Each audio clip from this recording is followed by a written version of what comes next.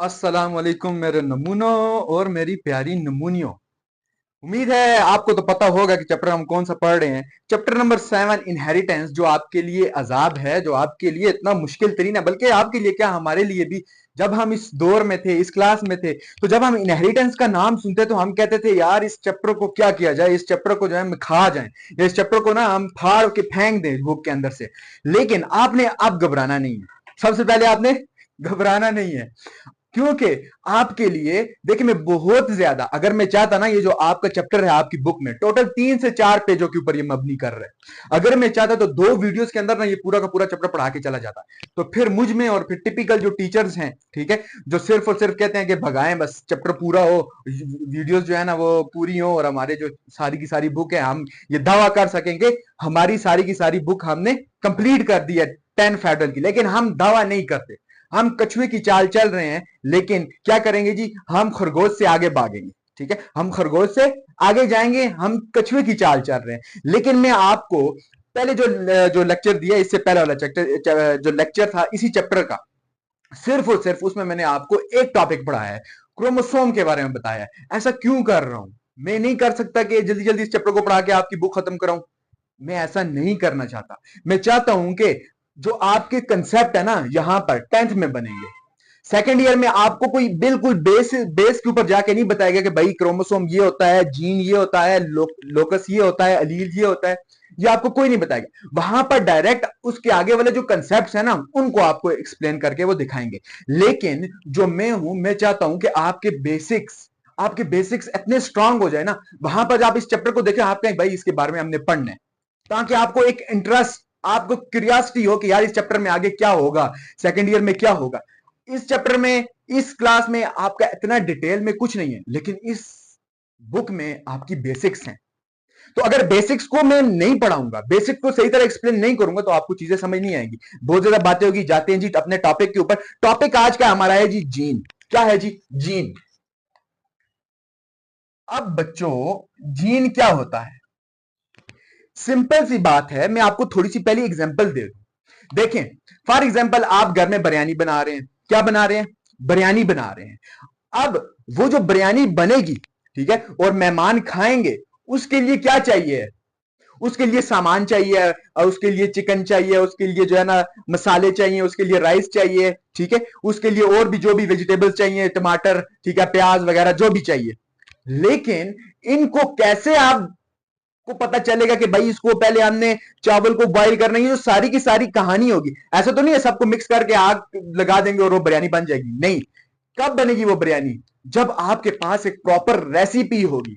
तो समझ लो कि जो जीन है ये रेसिपी है।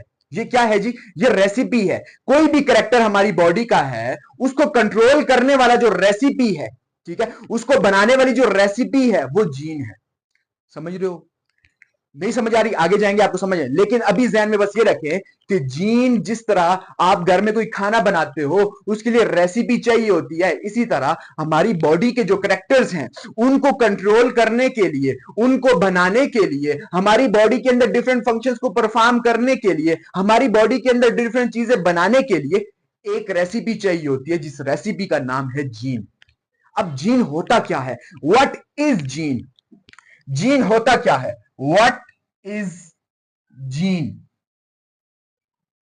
तो मेरे नमूनों तो मेरे नमूनों, जीन ये होता है कि gene is a section of DNA, या फिर पार्ट ऑफ डीएनए। क्या होता है जीन? क्या होता है? It is section of DNA और a part of DNA. DNA के स्ट्रैंड के अंदर से छोटा सा पार्ट, छोटे से सेक्शन को आप क्या कहते हो? आप इसको क्या कहते हो? आप कहते हो उसको जीन कहते हो। क्या कहते हो उसको? उसको जीन आप कहते हो। जीन का कंसेप्ट समझ में आ गया कि ये होता क्या है? ये दरअसल फॉर एग्जाम्पल ये डीएनए है, ये डीएनए का स्ट्रैंड है। अब इस डीएनए के स्ट्रैंड का ये जो ढक्कन वाला हिस्सा है, रेड आपको नजर आ रहा है, यहां तक एक सेक्शन में ले लेता हूं, तो ये जीन है। समझ में आया जीन क्या होता है? Gene is the section of DNA. DNA का सेक्शन, डीएनए का पार्ट, आप इसको क्या कहते हो जी? जीन कहते हो। अब ऐसा जीन के पास क्या होता है? जीन के पास ऐसी क्या चीज होती है कि जो हमारी बॉडी के कैरेक्टर्स को, हमारी बॉडी के फंक्शंस को कंट्रोल करती है? उसके पास होता है कोड। उसके पास क्या होता है जी? कोड। अब जीन के पास क्या होता है? Gene has a code. अब कोड क्या होता है? कोड को आप सिंपल यहां पे लिख लो, information, info. Gene as a code. Gene के पास इंफॉर्मेशन होती है। कैसी इंफॉर्मेशन होती है? ये इंफॉर्मेशन क्या करती है? Gene as a code to make or to form what? To form proteins. ठीक है? कैसी इंफॉर्मेशन होती है? जीन या जीन के पास कैसी इंफॉर्मेशन होती है? जीन के पास क्या होता है? कोड होता है, जेनेटिक कोड जिसे कहते हैं। To make to form proteins. क्या बनाने के लिए? प्रोटीन्स बनाने के लिए। जीन क्या होता है? डीएनए का पार्ट होता है, और डीएनए के पास, जीन के पास क्या होता है जी? कोड होता है। और वो कोड क्या बनाता है? वो प्रोटीन बनाता है। एंड प्रोटीन्स क्या करते हैं? And proteins control trades, characteristics. और ये क्या करते हैं? और ये आपके पास प्रोटीन्स क्या करते हैं? ये कंट्रोल करते हैं ट्रेड्स या कैरेक्टरिस्टिक्स ऑफ अ बॉडी।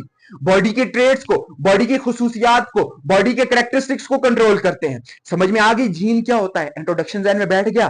क्या होता है जीन? खत्म नहीं हुआ। आपको जीन का मैं कंसेप्ट ऐसा दूंगा ना, अगर बोर्ड के अंदर कहीं से भी क्वेश्चन पूछा जाए, कोई भी एमसीक्यूज पूछा जाए, आप उसको ऐसे क्या करोगे जी? जवाब दोगे। टेंशन नहीं लेने का, बस गौर लगा के देखो जीन क्या होता है। पहला question, what is gene? Gene का कंसेप्ट बैठ गया। जीन का इंट्रोडक्शन क्या है? जीन क्या होता है? समझ में आ गया? अजान हो जाए, मैं पॉज कर देता हूं, अजान हो जाए, क्योंकि वीडियो लंबी हो जाएगी।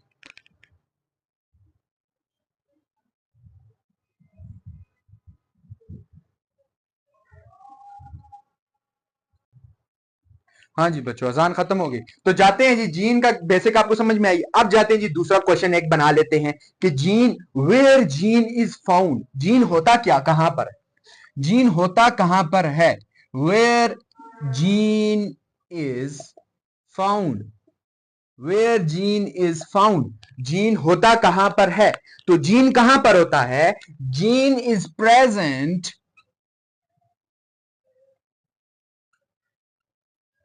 On chromosome. कहां पर होता है? क्रोमोसोम के ऊपर होता है। And chromosome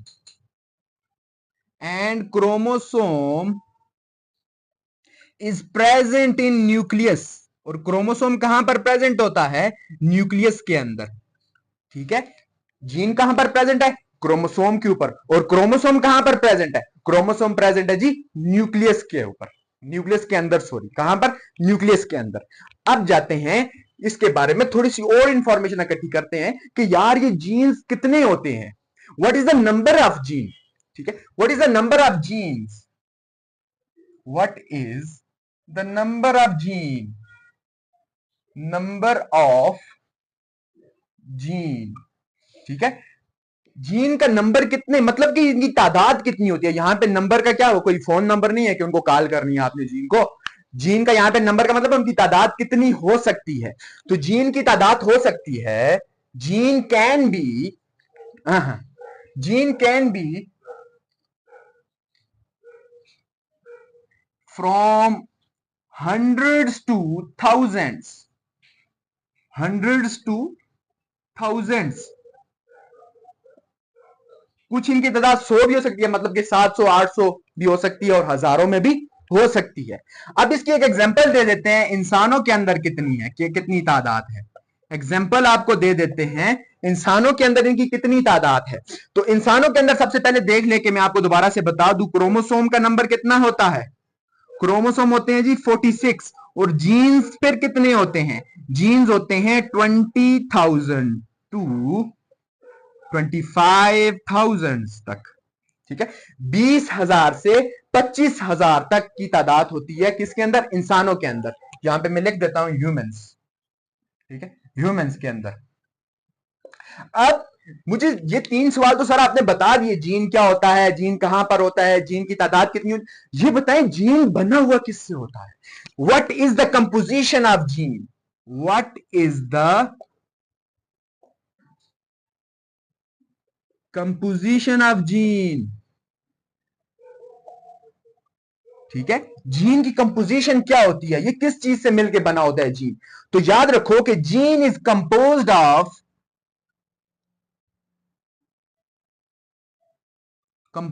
of set of nucleotide. ठीक है, न्यूक्लियोटाइड का एक सेट होता है डीएनए के ऊपर। डीएनए आपको पता है न्यूक्लियोटाइड से मिलकर बना है, तो डीएनए के अंदर न्यूक्लियोटाइड के एक सेट को आप क्या कहते हो जी, जीन कहते हो। और जीन बना हुआ भी किससे होता है, सेट ऑफ न्यूक्लियोटाइड से। अब सर न्यूक्लियोटाइड क्या होता है, अब न्यूक्लियोटाइड की मैं कंपोजिशन आपको बता देता हूं क्या होती है जी। न्यूक्लियोटाइड बना हुआ होता है अ शुगर, कौन सी शुगर, डीएनए है बच्चों, डीएनए शुगर तो पेंटोज। ठीक है, पेंटोज शुगर होती है। और फिर क्या होता है, फॉस्फेट ग्रुप होता है, फॉस्फेट ग्रुप होता है एंड नाइट्रोजीनियस बेसेस होती हैं। कौन सी बेसेस होती हैं जी, नाइट्रोजीनियस बेसेस।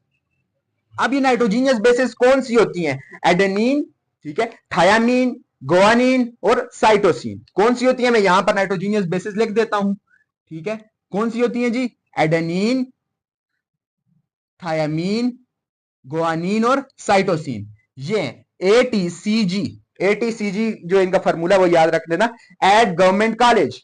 इनको याद करने का क्या फॉर्मूला है, एट गवर्नमेंट कॉलेज। ठीक है, A for adenine, T for thymine, G for guanine और सी फॉर साइटोसिन। अब यहां पर आपके बुक में तो ये चीजें एक्सप्लेन करने के लिए नहीं है न्यूक्लियोटाइड क्या होता है, लेकिन आपको मैं इंफॉर्मेशन दे देता हूं कि इनकी जो कंपोजिशन है न्यूक्लियोटाइड की कैसे हुई होती है। अब यहां पर देखना, यहां पर है पेंटोज शुगर। ये क्या है जी, पेंटोज शुगर है। ठीक है, यहां पर है जी carbon number 1, carbon number 2, carbon number 3, carbon number 4, और यहां कार्बन नंबर 4 के साथ अटैच होता है कार्बन नंबर 5, और यहां पर होता है जी ऑक्सीजन। अब यहां पर ये जो कार्बन नंबर 1 है इसके साथ अटैच होती है जी नाइट्रोजीनियस बेसिस, एनबी में लिख देता हूं, नाइट्रोजीनियस बेसिस। कार्बन नंबर 1 के साथ क्या होती है जी, नाइट्रोजीनियस बेसिस। और कार्बन नंबर 5 के साथ क्या अटैच होता है, कार्बन नंबर 5 के साथ अटैच होता है फॉस्फेट ग्रुप। ये एक तो मार्कर नहीं खुल रहा, इसके साथ क्या अटैच होता है जी, फॉस्फेट ग्रुप। तो ये जो पूरा के पूरा स्ट्रक्चर है ये जी न्यूक्लियोटाइड का, किसका है जी, न्यूक्लियोटाइड का स्ट्रक्चर है। कार्बन नंबर 1 2 3 4 5, कार्बन नंबर 1 पे नाइट्रोजीनियस बेस, बेस कोई भी हो सकती है, एट गवर्नमेंट कॉलेज, इनमें से कोई भी हो सकती है। ठीक है, कोई भी अटैच हो सकती है। और ये जो है ये पेंटोज शुगर है और ये फॉस्फेट ग्रुप है। इसको भी पी से ना रिप्रेजेंट करूं, इसको एस से कर देते हैं। ठीक है, ये शुगर आ गई, ये नाइट्रोजीनियस बेस और नाइट्रो फॉस्फेट ग्रुप, ये मिलकर क्या बनाता है, न्यूक्लियोटाइड बनाता है। समझ में आ गया कि ये बना हुआ किस चीज से होता है। अब देखते हैं कि ये जीन का फंक्शन क्या है। ठीक है, ये जीन जो है इसका फंक्शन क्या आ जाता है, तो देखते हैं इसका फंक्शन क्या है कि what gene do, what gene do, gene क्या करता है। तो जीन के क्या है जी, फंक्शंस है, मैं बदले के देता हूं यहां पर। जीन कंट्रोल करता है फिजिकल ट्रेड्स को, यार मार्कर दूसरा में लेता हूं। जीन क्या करता है, कंट्रोल्स, कंट्रोल्स फिजिकल ट्रेड्स। कौन सी ट्रेड्स, फिजिकल ट्रेड्स। ठीक है, फिजिकल ट्रेड्स में क्या आ जाती है, दिखने वाली, अपीयरेंस में, आपका कद, आपका स्किन कलर, आपकी आंखों का कलर, ठीक है, आपके बालों की शेप कर ली है या स्ट्रेट होगी। ठीक है, तो ये सारा किस में आ जाता है जी, फिजिकल ट्रेड में आ जाता है। मैं लिख देता हूं, हाइट, कलर, हेयर्स। ठीक है, तो ये सारे किस में आ जाते हैं, ये फिजिकल ट्रेड्स में आ जाते हैं। फिर इसका दूसरा फंक्शन क्या आ जाता है, इसका दूसरा फंक्शन आ जाता है जी बायोलॉजिकल फंक्शंस। क्या आ जाता है जी, बायोलॉजिकल फंक्शंस। अब बायोलॉजिकल फंक्शंस का क्या मतलब है, बायोलॉजिकल फंक्शंस का मतलब ये है कि आपकी बॉडी के अंदर कोई केमिकल बन रहा है, जैसे एंजाइम बन रहा है। ठीक है, एंजाइम बनाना है, ठीक है, आपकी क्या हो रही है, डाइजेशन हो रही है, उसके लिए एंजाइम रिक्वायर्ड है। तो वो जो एंजाइम बनेगा वो भी कौन बनाएगा, वो भी जीन बनवाएगा। क्यों, कैसे बनवाएगा, यही है, जीन के पास इंफॉर्मेशन होती है, कोड होता है। ठीक है, और वो क्या प्रोटीन बनाता है और प्रोटीन आगे से कैरेक्टर को कंट्रोल करता है। समझ में आ गई है। तो दूसरा फंक्शन क्या है, बायोलॉजिकल फंक्शंस को कंट्रोल करता है। फिर क्या है, फिर ये आपके बिहेवियर को चेंज करता है, कंट्रोल करता है, सॉरी, किसको कंट्रोल करता है, बिहेवियर। दरअसल जो इंसान का बिहेवियर होता है वो दो चीजों के ऊपर डिपेंड करता है, एक उसके इन्वायरमेंट के ऊपर, एक उसके ऊपर जीन, और एक दूसरा उसके जीन्स के ऊपर। ये पार्टली क्या कर रहा है जी, जीन कंट्रोल करता है आपके बिहेवियर को। फॉर एग्जाम्पल आपके वाले साहब गुस्से वाले हैं, तो लाजमी सी बात है, पार्टली ये नहीं है कि लाजमन उसका जो आगे औलाद होगी वो गुस्सेल होगी, ऐसा नहीं है, लेकिन पार्टली। फॉर एग्जाम्पल वो ऐसे इन्वायरमेंट में रह रहे हैं जहां पर लोग गुस्सा कर रहे हैं, तो फिर तो लाजम सी बात है कि वो गुस्सा करेंगे। क्यों? क्योंकि एक तो इन्वायरमेंट उनको ऐसा मिल गया है जहां पर लोग गुस्सा कर रहे हैं, दूसरा क्या है कि उनके जीन्स के अंदर मौजूद है ये क्वालिटी, तो ये जो होगा बिहेवियर को भी इस तरह कंट्रोल करता है। फिर यहां पर इसका एक और जो फंक्शन है वो क्या आ जाता है, इसका फंक्शन आ जाता है आपके पास कि it helps in the transfer of characters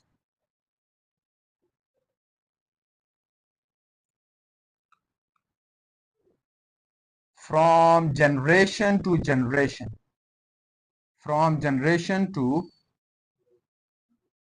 generation, एक जनरेशन से दूसरे जनरेशन के अंदर जो करेक्टर्स है वो जो ट्रांसफर हो रहे होते हैं, ठीक है, उनको क्या करता है जी, ये खुद ट्रांसफर करता है, जीन की वजह से वो ट्रांसफर होते हैं। तो इनके चार फंक्शंस आपको समझ में आ गए कि जीन क्या करता है।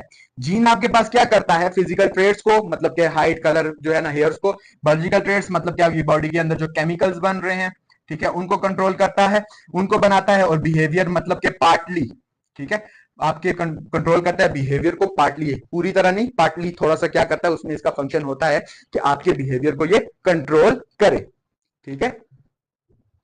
हमारे एक सर थे ना, हमें केमिस्ट्री पढ़ाते थे, तो वो भी इस तरह पढ़ाते, उनको पसीना आता था, वो फिर ऐसे करते थे, ये देखो ऐसे करके ऐसे कर देते, तो मेरा तो पसीना कम है ना, उनको ऐसा लगता किसी ने पानी फेंक रहे, ठीक है। तो पसीना आता है यार, पढ़ाते हुए बहुत पसीना आता है। पानी पी लेते हैं, ठीक है, आप लोग भी पानी पी लो, थोड़ा सा पानी पी लो, ठीक है, स्टे हाइड्रेटेड। तो ये आ गया जी जीन का कंसेप्ट।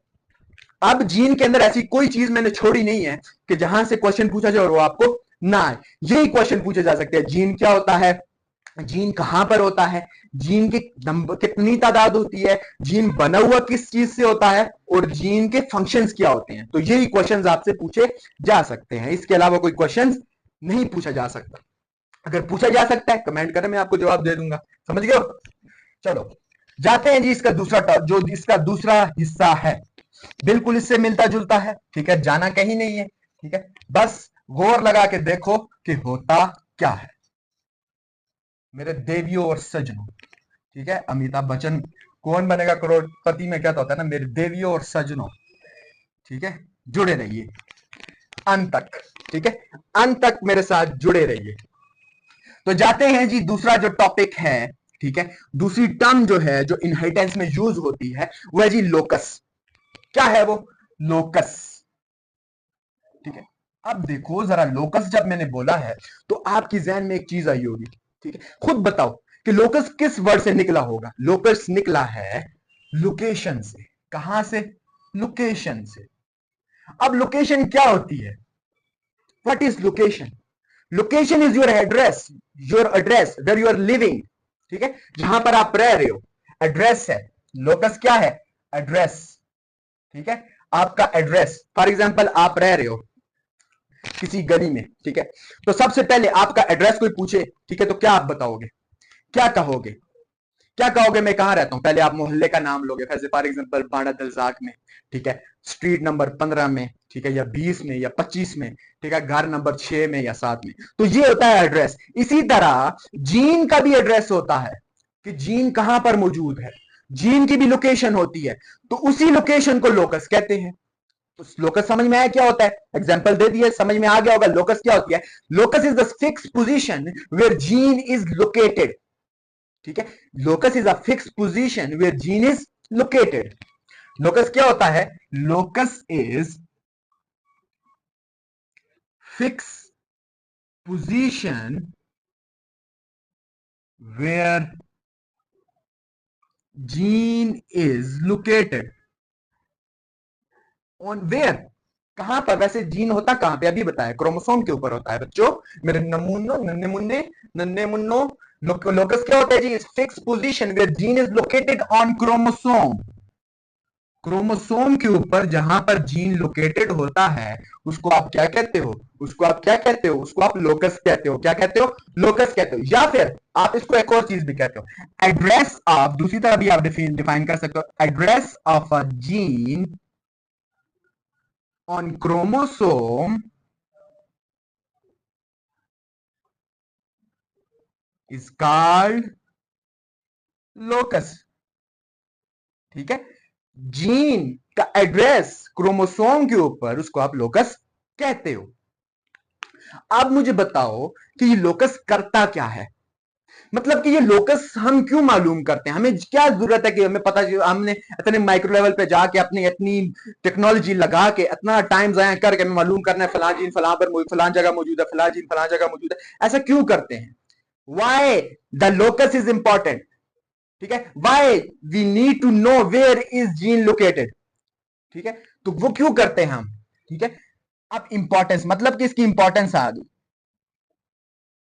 तो इसकी इंपॉर्टेंस ये है। हाँ जी, तो यहाँ से शुरू करते हैं क्योंकि जो है ना वो वीडियो पिछली जो हम शूट कर रहे थे ना उसके अंदर आपको नज़र आया होगा इंपॉर्टेंस यहाँ पे थी, आज इंपॉर्टेंस एकदम से ऊपर एकदम चली गई है। वो कैसे गई है? वो इस वजह से की है कि वीडियो के अंदर आवाज़ नहीं गई, थोड़ा सा इशू आ गया था। चलो देखते हैं कि इंपॉर्टेंस क्या है, कि हम लोकेशन क्यों मालूम करते हैं, हमें क्यों जानना है कि भाई फलां जीन फलां जगह पे मौजूद है, फलां जीन की जो लोकेशन है वो है, फलां जीन इस क्रोमोसोम पे है, फलां जीन वहाँ क्रोमोसोम की उस जगह पे मौजूद है। ऐसा क्यों करना है? क्योंकि to help biologist for studying gene, gene को स्टडी करने के लिए। भाई अगर कोई फॉर एग्जांपल किसी बंदे ने, किसी बायोलॉजिस्ट ने हेयर्स वाला जीन को स्टडी करना है तो वो डायरेक्ट जो है ना वो उस जगह पे जाएगा, उस जीन को उठाएगा, उसको स्टडी करेगा कि भाई इस जीन के अंदर क्या है, ये क्या क्या कर सकता है। ठीक समझ आई है कि क्या करने? बायोलॉजिस्ट की हेल्प करने के लिए, जीन को स्टडी करने के लिए। Two point out genetic disease और एबनॉर्मल जीन, आपकी बॉडी के अंदर जेनेटिक डिजीजेस होती हैं। जेनेटिक डिजीज कौन सी होती है? जो एंसेस्टर से, जो आपके बाप दादा परदादा, ठीक है, उनसे ट्रांसफर हो रही होती है। ठीक है, और वो जीन क्योंकि ट्रांसफर हो रहा है, ठीक है, जीन तो बदलता नहीं है। ठीक है, वेरिएशन जब कोई सही इन्वायरमेंट के अंदर कोई चेंज है तब तक जीन को तो नहीं बदलता, तो वो कंटिन्यूसली आपके अंदर आ रहा है। तो वो उस एबनॉर्मल जीन को क्या करने के लिए, पॉइंट आउट करने के लिए भी आप ये लोकस की जरूरत पड़ती है। To assure that locus remain same in every generation, हर जनरेशन के अंदर location of a gene will remain same. Gene की जो लोकेशन है वो रिमेन सेम, जगह उसी जगह पे रहती है। फॉर एग्जांपल मेरे वालिद साहब की जो जहां पर जीन्स, फॉर एग्जांपल हाइट की जगह छोड़ो यार, कौन सा ट्रेड था, हाइट था, स्किन कलर देखते हैं, स्किन कलर है जी, वो जो जीन था वो फॉर एग्जांपल क्रोमोसोम नंबर 20 के ऊपर मौजूद है। फॉर एग्जांपल अभी मुझे एग्जैक्ट पता नहीं है, क्रोमोसोम नंबर 20 के ऊपर फॉर एग्जांपल वो मौजूद है, फॉर एग्जांपल 20 पे मौजूद, तो मेरे अंदर भी 20 के अंदर मौजूद, बल्कि पूरी दुनिया के अंदर इंसानों के अंदर क्रोमोसोम नंबर 20 जो है वो क्या कर रहा है, फॉर एग्जांपल कंट्रोल कर रहा है, उसके ऊपर मौजूद है जी स्किन कलर का जीन। क्यों? क्योंकि हमारा जो एंसेस्टर है, एज अ मुस्लिम हमारा ये ईमान है कि क्या हज़रत आदम की औलाद है, तो हमारा जो माँ, हमारी जो वालिद है या एंसेस्टर है वो एक है, तो आगे जो जितने भी है सब के अंदर जीन की लोकेशन क्या होगी, सेम होगी। समझ गए? अब एग्जांपल, आपको एग्जांपल दे दे कि लोकेशन क्या है, क्या कैसी लोकेशन होती है। जिस तरह आपके घरों की लोकेशन होती है ना, मोहल्ला नंबर ये ना, मोहल्ला ये, गली नंबर ये, घर नंबर ये, इसी तरह ये जो जीन है ना इसकी भी लोकेशन होती है। जैसे आई कलर का जीन है, आपकी आंखों का कलर कैसा होगा, ब्लैक होगा, भूरा होगा, ये जिस तरह का भी होगा। 15q12.1 ये क्या है जी, लोकेशन है। अब इसको जनरल फार्मूला के जरिए समझते हैं कि ये क्या होता है। x p/q और इसको z कह देते हैं। ठीक है, अब जो x है ये क्या बताता है, ये आपको क्रोमोसोम का नंबर बताता है। ये क्या बताता है? क्रोमोसोम बताता है। ये क्रोमोसोम के बाजू बताता है, आर्म्स बताता है कि ये आर्म कौन सी होगी। और ये जो z है ये बैंड बताता है कि कौन सी जगह पे मौजूद होगा। ठीक है, तो ये तीन चीजों को ज़हन में रख लो। अब ये जो 15q12.1 है इसको देखते हैं। 15 यहाँ पे क्या है? 15 क्रोमोसोम नंबर है। क्या है जी? क्रोमोसोम नंबर है। उसके बाद q क्या है? अब देखो मैं यहाँ पर p और q भी बता दूं। p का मतलब होता है स्मॉल आर्म, क्योंकि क्रोमोसोम की दो आर्म्स होती हैं, दो बाजू होते हैं। स्मॉल आर्म जो होती है उसको आप p कहते हो। q क्या होता है जी? लॉन्ग आर्म, बड़ी बाजू। ठीक है, तो 15 Q long arm, 15 number chromosome, 12.1 band है। 12.1 क्या है जी? बैंड नंबर है। क्या है जी? Band number. अब इसको ड्रा करके देखते हैं कि ड्रा करते हैं इसको ड्रा करने की कोशिश करते हैं और फिर आपको ताकि बताया जा सके। ये क्रोमोसोम मैंने ड्रा कर दिया, अब इसके दो बाजू हैं। अब लोकेशन क्या है, ये क्रोमोसोम नंबर 15 है फॉर एग्जांपल, ये क्या है जी, क्रोमोसोम नंबर 15 है, ठीक है। लोकेशन हम किसकी ढूंढ रहे हैं, आई कलर की लोकेशन देख रहे हैं कि कहाँ पर लोकेटेड है ये। तो हम यहाँ पर बैंड बना देते हैं। बैंड हम कहाँ से शुरू करते हैं जी, 20 से, 1, 2, 20.2, 20.3, 20.4, 20.5, 20.6, 20.7, 20.8, 20.9, 20.10 मतलब कि 21 और 21.1। तो ये जो जगह है ये लोकेशन है 15Q 12 21.1 21.1, ठीक है। लोकेशन इसकी क्या होगी जी, 21.1। यहाँ पे मैंने 12 लिखा था, 21 नहीं, ठीक है। तो ये क्या है, ये है जी आपके आई कलर के, ठीक है, जो लोकेशन है, जो जीन कंट्रोल कर आई कलर को, ये उसकी लोकेशन है, ये आई कलर जीन की लोकेशन है, ठीक है। ये आई कलर वाली जीन की क्या है जी, लोकेशन है, समझ गए हो। तो यहाँ पर आपका जो ये क्या नाम है, लोकस वाला जो टॉपिक है, यहाँ पर क्या हो गया जी, समाप्त हो गया, ठीक है। तो अब क्या करते हैं जी, एक छोटा सा टॉपिक और है, उसको देख लेते हैं। ये लोकेशन वाला बहुत मजे का है, ठीक है। मैं आपके लिए एक क्वेश्चन बना देता हूँ। क्वेश्चन आप मुझे बताओ कि ये क्या लोकेशन होगी उसकी। मैं आपके लिए यहाँ पर क्वेश्चन बनाता हूँ, ठीक है। इसको आपने कमेंट करके बताना है, लाजमी बताना है कि क्या लोकेशन होगी, जीन कहाँ पर मौजूद है। जीन की लोकेशन मुझे लाजमी बतानी है, ठीक है, लाजमी, ठीक है। हारेस और 2-3 जो रेगुलर बच्चे देखते हैं, ठीक है, मुझे लाजमी बतानी है। ये क्रोमोसोम मैं आपको बता देता हूँ, ये क्रोमोसोम नंबर 16 है। लोकेशन आपने मुझे बतानी है कि लोकेशन क्या बनेगी। यहाँ पर मैं बैंड बनाता हूँ जी, ये बैंड मुझे बताओ, ये 1 से स्टार्ट हो रहा है, 1, 1.1, 1.2, 1.3, 1.4। यहाँ पर कोई जीन मौजूद है, ठीक है। फॉर एग्जांपल जीन आई मौजूद है, फॉर एग्जांपल है, ये एग्जांपल है, अच्छा। फॉर एग्जांपल आई जीन मौजूद है, मुझे बताओ आई जीन की लोकेशन क्या होगी। इस तरह ये जो लोकेशन मैंने इधर बनाई थी ना, ये या इधर जो बताइए, उस तरह मुझे बताना है कि लोकेशन क्या होगी। ये क्वेश्चन है, अच्छा। जल्दी वीडियो को पास करो और जल्दी इसको ढूंढ के मुझे बताओ, ये आपका क्वेश्चन है। जल्दी करो, जल्दी, टाइम नहीं है, जल्दी टाइम नहीं है। मैं तब तक उधर से वो रेस करता हूँ अलील समझाने के लिए, ठीक है। तब तक आप इसको जरा फाइंड करो, जल्दी करो कि लोकेशन क्या है। जल्दी कमेंट करो लोकेशन, ठीक है, लोकेशन जल्दी कमेंट करो। शाबाश शाबाश, जल्दी, मैं देख रहा हूँ, जल्दी करो, कमेंट करना है, अच्छा, ताकि मुझे पता चले कि मेरे बच्चों को समझ आए, मेरे नमूनों को, मेरे नन्हे मुन्ने नमूनों को समझ आया है कि क्या है। अच्छा, अब जाते हैं अलील के ऊपर, ठीक है। अब जाते हैं अलील के ऊपर। व्हाट इज अलील? अलील को आपको बताने के लिए, ठीक है, जैसे अब समझ लो, एग्जांपल देता हूँ, एग्जांपल से शुरू करते हैं कि फॉर एग्जांपल चावल है।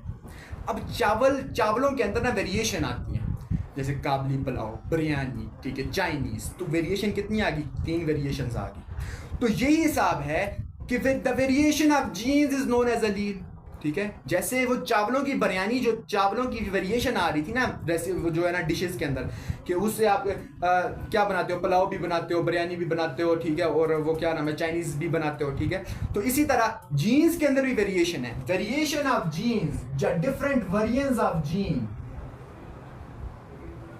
Different variants of gene is called allele. या आपके पास जो एक टिपिकल डेफिनेशन देते हैं ताकि बच्चे समझ ही ना सके, ठीक है, वो जो एग्जांपल देते हैं वो क्या, अल्टरनेटिव्स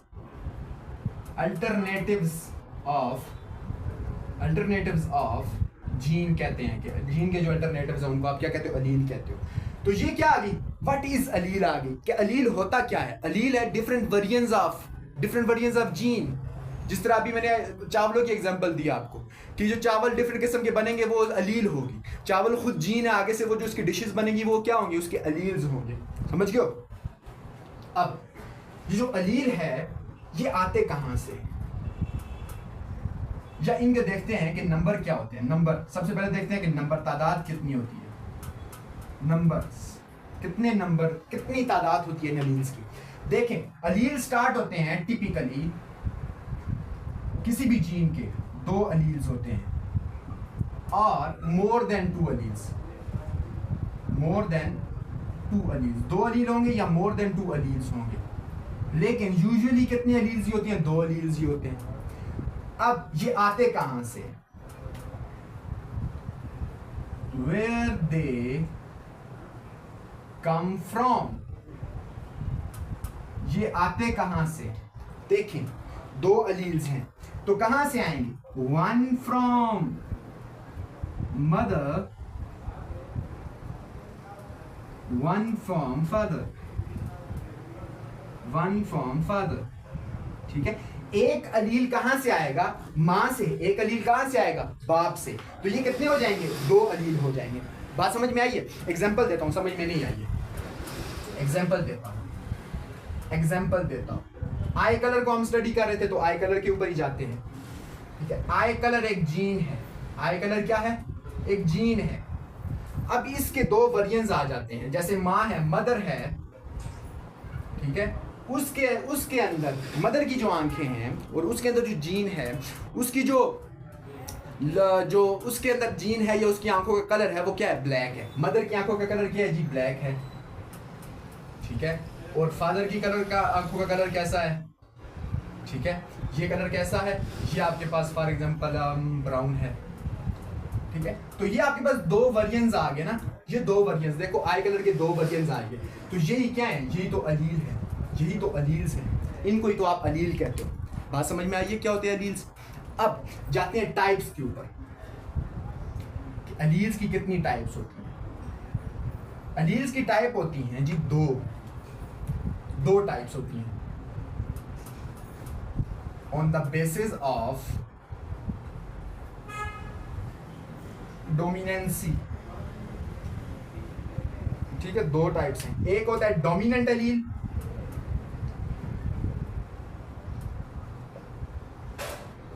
और एक होता है रिसेसिव अलील। एक डोमिनेंट होता है, एक रिसेसिव होता है। अब डोमिनेंट क्या मतलब? डोमिनेंट होता है जो पुरअसर होता है। क्या होता है? पुरअसर।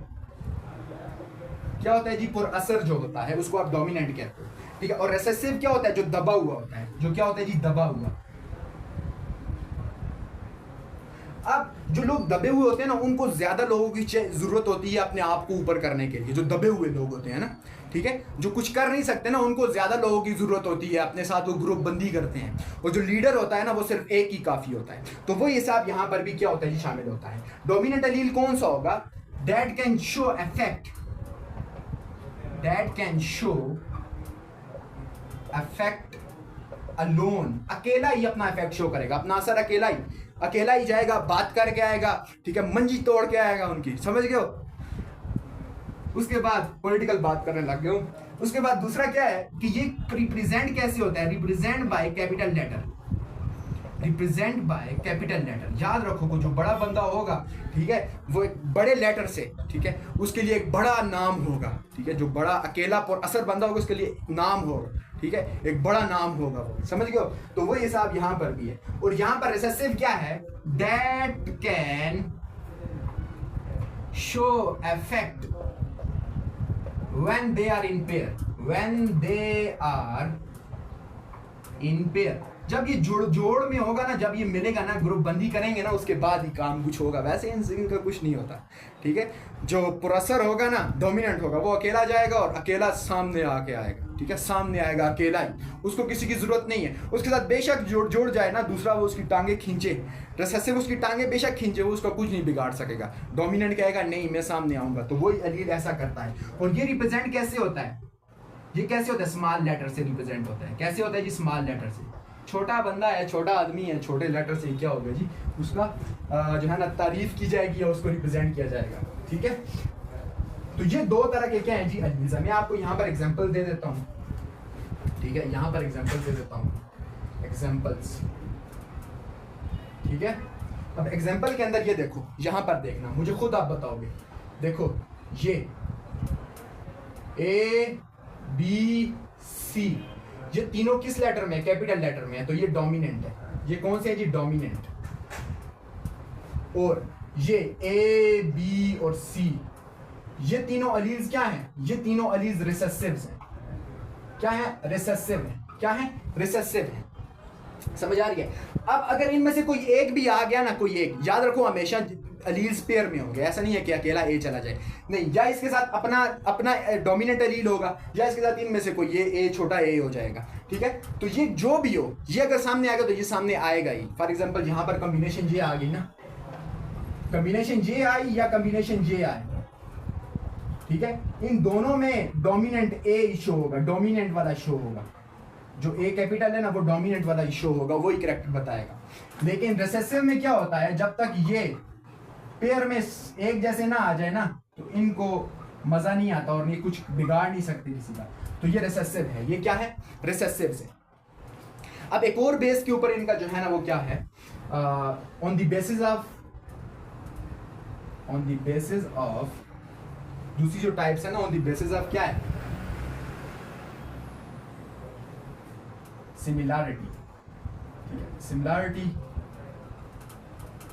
सिमिलैरिटी क्या मतलब, अभी देख बताता हूं बच्चों। होमोजाइगस एंड हेटेरोजाइगस का नाम सुना होगा, आसान सा कंसेप्ट है, बस चैप्टर यहां पर इसको समाप्त करते हैं। Homozygous versus heterozygous. अब होमो का क्या मतलब है? होमो मतलब सेम,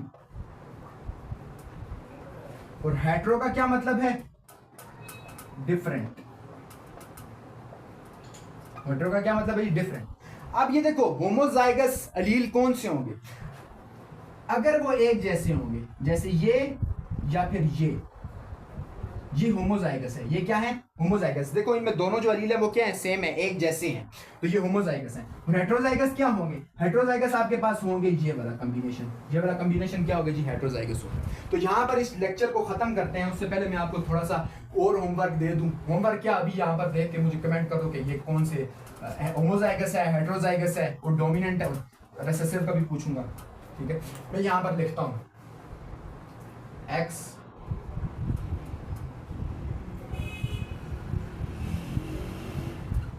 यहाँ पर मैं नंबरिंग दे देता हूँ 1 2 3 4। अब ये जो क्वेश्चन है, मुझे इनमें बताओ कि इनमें डोमिनेंट कौन सा है, रिसेसिव कौन सा है, पहले ये बताओ। इनमें डोमिनेंट एंड रिसेसिव के मुझे कमेंट करके बताओगे कि इनमें डोमिनेंट कौन सा, रिसेसिव कौन सा है। और जो अभी सवाल दूंगा मुझे बताओगे कि होमोजाइगस कौन सा और हेटेरोजाइगस कौन सा, ठीक है?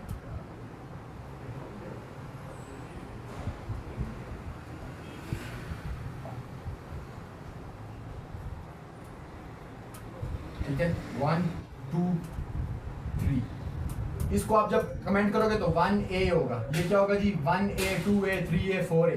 और इसको जब करोगे तो 2B 3B 1B। मुझे समझ आ जाएगा कि आपने कौन सा। इसमें आपने क्या बताना है? इसमें आपने हेटेरो या होमो के बारे में बताना है। हेटेरोजाइगस है या होमोजाइगस है, ठीक है? उम्मीद है आपको लेक्चर समझ में आएगा और बहुत ही आसान करके मैंने बताया, तो मुझे तो पूरा यकीन है कि आपको कोई चीज़ भी समझ में ऐसी नहीं होगी जो समझ में नहीं है। फिर भी कोई क्वेश्चन आपके जहन में आए, जैसे एक बच्चे ने कल भी पूछा था, ठीक है? तो उसको मैंने जवाब कमेंट में ही कर दिया था, अब मुझे जहन में वो क्वेश्चन नहीं है, ठीक है? तो इसी तरह जो भी आप क्वेश्चन पूछोगे मैं कोशिश करूँगा कि उसको मैं वीडियो के अंदर ला के आपको समझाऊँ, ठीक है? अगर वो चीज़ कोई मामूली सी हो तो मैं कमेंट कर दूंगा, नहीं अगर कोई बड़ा कंसेप्ट हुआ तो मैं आपको वीडियो के अंदर समझाऊंगा। मिलते हैं एक न्यू लेक्चर के अंदर, तब तक के लिए अल्लाह हाफिज़।